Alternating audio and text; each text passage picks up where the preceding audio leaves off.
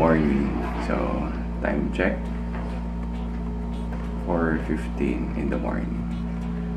So, hello guys. This is Carl the Wannabe. And welcome to the vlog. So, for today's video, basta maya na.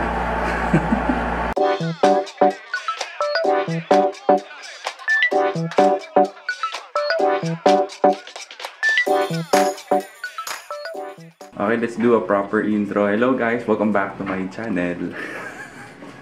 Medyo nakilamos na and all. So, paalis na din kami. Okay, paalis na kami and kailangan namin pupunta doon sa location ng maaga. As much as basta hanggat maaga at makapunta kami doon. Anyway, alis na kami. Let's go. Let's pack up our things and tara, let's.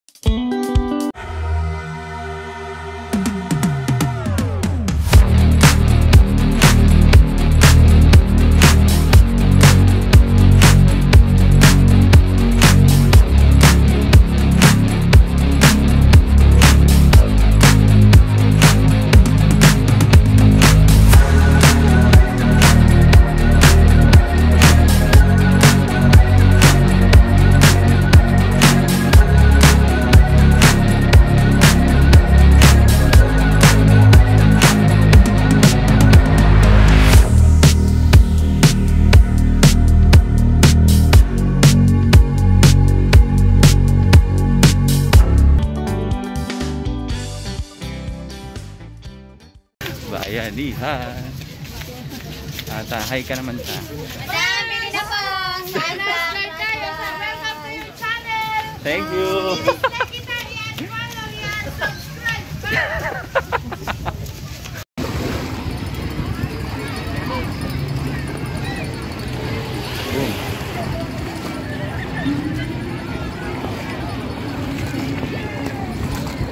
Hello guys! So dito tayo ngayon sa Matabungkay, Batangas. Sa Lian, Batangas. And yung resort na saan kami may accommodation is Ruiz and Ran Resort. This is actually the first time na pumunta kami dito sa Matabungkay. Then nasa public accommodation kami. Usually kasi we rent a private house. And then talagang malayo siya sa mga tao. But right now, papakita ko sa inyo, sobrang daming tao. Well, I'm not complaining, pero sobrang daming tao talaga.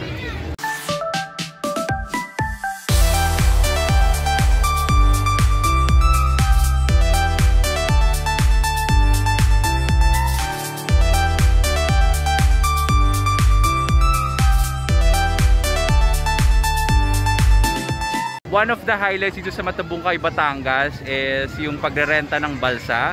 So nag-rent kami ng isang balsa good for 20 people ata to. Persons. Persons, bahala na kayo. And good siya for a day. So isa to sa mga highlight na dapat niyo subukan. Pwede kayong magstay dito sa mababaw, malapit sa shore. And pwede rin naman kayo magpadala dun sa medyo malayo-layo. So mamaya, I'll try to give you a best shot nung underwater, no? Kung merong mga corals. At sobrang init talaga. Anyway, don't forget to bring your sunscreen dahil sobrang init, masusunog talaga yung mga balat niyo. Anyway, mamaya magpapa-room tour ako. Nauna lang kami pumunta dito sa balsa kasi yung actual or yung time nung check-in namin is I think 12 PM. And since nagbayad na kami sa balsa ng 4,000 pesos, inuna muna namin to. Then if ever kailangan bumalik doon, pupunta na lang kami for the check-in.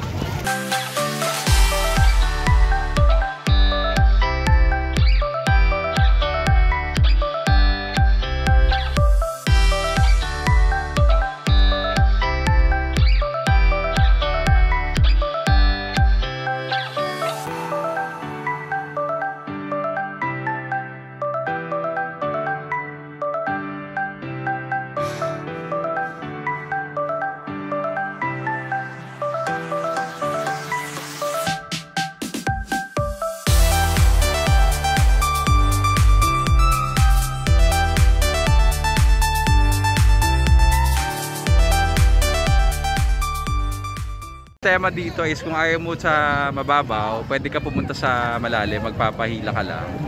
So kanina si Kuya, medyo pagod na siya.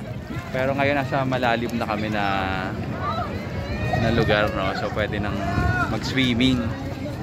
Pero titignan natin mamaya kung meron siyang mga corals. Kasi yung experience namin dati is since private yon, so medyo konti yung tao, and then yung pinupuntahan namin is medyo marami ka ring makikitang mga corals and mga sea creatures, mga isda. Yan.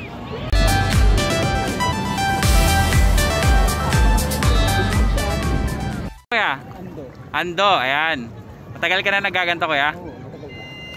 Okay. Mga gano'n na kaya ito kalalim, Kuya? 3 feet to. 3 feet pa lang. Ayun.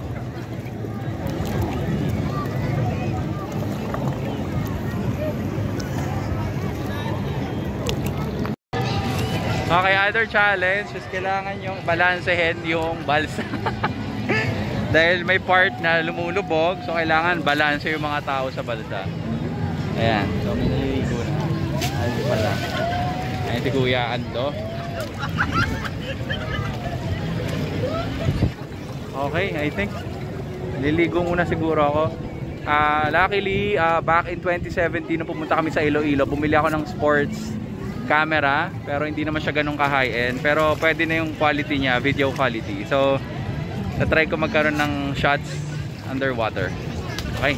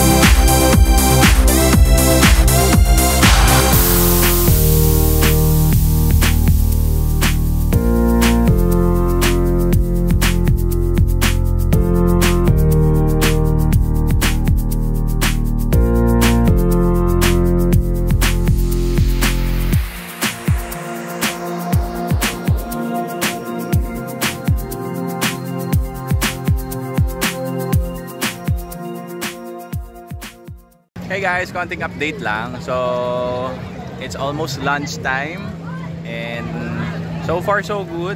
Malalim yung tubig, siguro mga 6 feet or more than 6 feet. Basta malalim. And then kahit maraming tao, okay naman kasi medyo malayo kami sa iba.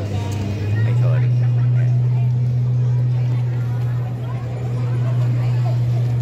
So far so good. So yeah, mamaya bigyan ko kayo ng room tour sa Ruiz and Ran Resort. Hindi ako masyado nag-expect kasi medyo budget room lang yon. Pero yeah, let's see. So ang check-in namin is 2 PM.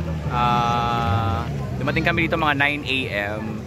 So ayun nga, sinulit muna namin yung balsa. Then later mga 4 or 5 or maybe 2, makababalik kami dun to check-in. Then bigyan ko kayo ng room tour. Ayan, so kain muna tayo ngayon. Okay, tip lang, kung meron kang motion sickness, wag kang tutungo kapag nasa balsa ka kasi medyo maalon. So mahihilo ka talaga and wag ka dinihiga doon sa balsa. Ayan. Hanggat maaari, kung marunong ka naman lumangoy, so langoy ka na lang. And then kung hindi naman, I think meron naman dito nagpaparent ng mga vest. Ayan. Meron din pala ditong mga water activities. Meron ako nakitang mga nagbabanana boat. Tapos may mga kakayaking. Ayan. Pwede din mag-rent ng boat. Hindi ko alam kung may island hopping. Pero hindi ako sure kung may island talaga na pwedeng i-hop. Dahil nasa Batangas tayo. Wala namang other islands dito. Ayan.